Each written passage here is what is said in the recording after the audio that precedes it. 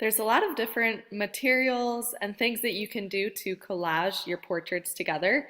You could first of all maybe rip up your individual portrait pieces and re-collage those back together on a different piece of paper.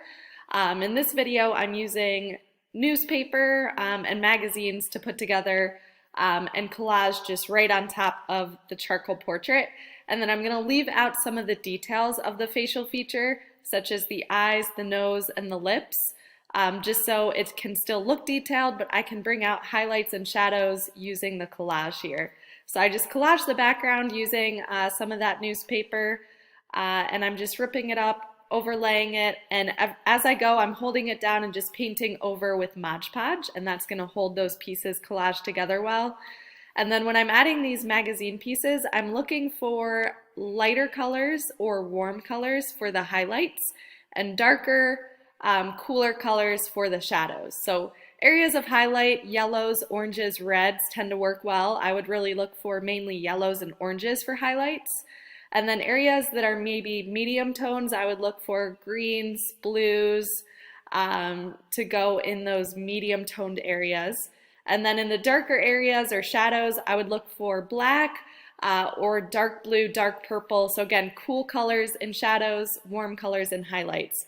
But think about what other materials you can go in and collage with and continue to layer things. So I put in some thinner stripes of that neon paper to work as leading lines. So remember, as you're collaging, to think about how you could use leading line and follow framing and other focal point and compositional rules as you're putting these together.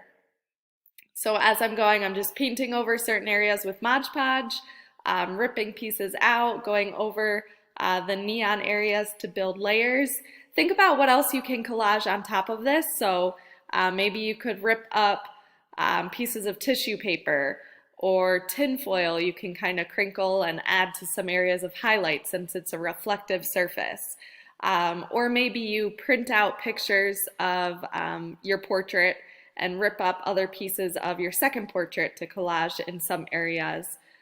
So be creative with it. Think about what unique materials you could use to collage and add into either the background or the foreground.